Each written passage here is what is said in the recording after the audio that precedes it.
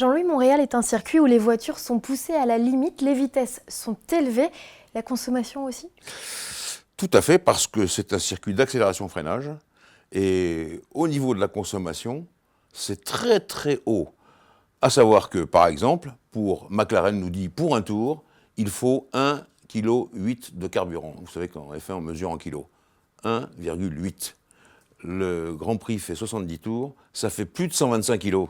Or, vous savez comme moi que les Formule 1, eh bien, elles emportent qu'un peu plus de 100 kilos. Donc, il va bien falloir faire attention à régler la consommation, espérer, pourquoi pas, des voitures de sécurité, ou espérer que vers la fin, le rythme soit ralenti, parce que sinon, vous ne passez pas.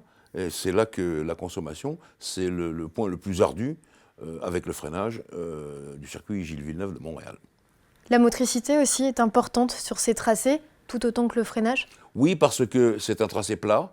Il y a beaucoup de remises de gaz à basse vitesse, donc il faut repartir, motricité impeccable. Et puis le freinage, naturellement, il y a vraiment quatre gros points de freinage avec le pilote prend plus de 4 G à chaque décélération. C'est énorme. Et ça, on sait très bien que Montréal, là-dessus, c'est l'étalon, parce que ça se termine soit avec le liquide hydraulique qui est en feu, soit avec le disque qui est cassé en 1000 morceaux, soit avec les freins électriques. Et là, c'est encore plus grave parce que de temps en temps, il se dérègle et là, on risque l'accident à tous les coups. Montréal, c'est un terrain de jeu aussi où les pilotes doivent particulièrement faire attention et où ils n'ont pas le droit à l'erreur tellement les murs sont proches. Oui, d'abord parce que la configuration du circuit, vous l'avez dit, c'est pas comme Monaco, mais c'est pas loin. Et puis il y a, vous savez, cette célèbre chicane avant les stands, donc les derniers virages du circuit, où on arrive à plus de 300 km/h largement. Et il y a le mur du Québec, on l'appelle comme ça, parce que le mur est très proche et que souvent ça tape dedans.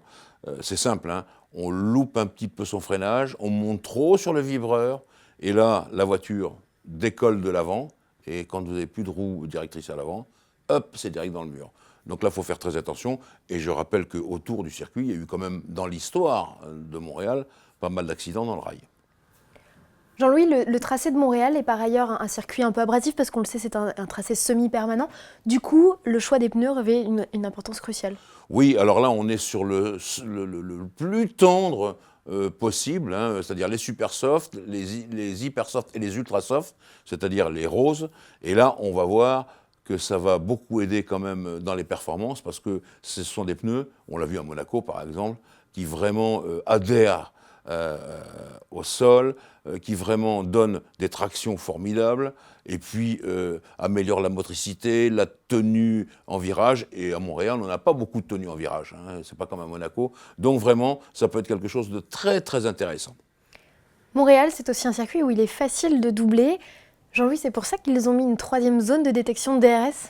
Écoutez, moi je trouve que c'est même un peu trop, là, parce qu'il y a déjà la ligne droite de retour, avant cette fameuse chicane où là il y a le DRS, vous passez la chicane du mur du Québec, on va dans la ligne droite des stands, là encore il y a du DRS, et sur la portion très rapide, pas tout à fait à ligne droite de retour, il y a encore cette zone de DRS, à l'endroit où déjà, par exemple, Robert Kubica avait pris une telle vitesse qu'il avait fait un accident géant, qu'il avait conduit directement à l'hôpital, il faut s'en souvenir, et donc je pense que c'est un peu trop. Ceci posé, c'est bien dans la norme américaine d'améliorer le spectacle, les dépassements de tous les côtés, et donc cette troisième zone, eh bien je crois qu'elle sera là pour ça, donc ça promet quand même beaucoup, beaucoup de spectacles, et j'espère pas trop de danger. Ultime question, Jean-Louis, sur cet entretien d'avant Grand Prix de Montréal. Il y a des nouveautés, beaucoup qui vont arriver sur les monoplaces. Pour qui et quoi? Alors, globalement, toute l'aérodynamique, on est dans le domaine des circuits, pas ultra rapides comme Monza, hein, pas d'ailerons à lame de rasoir, mais quand même des ailerons moins importants que d'habitude, des ailerons par exemple qu'on voit à Bakou ou qu'on verra aussi à Silverstone. C'est la règle numéro 1 pour l'aérodynamique. Du point de vue du moteur, on sait très bien que, on l'a dit, consommation, puissance, vitesse de pointe, il y a toujours les grosses évolutions moteurs de l'année ici à Montréal. Donc, ça nous promet beaucoup et ça nous promet peut-être des pannes aussi. Il va falloir faire attention.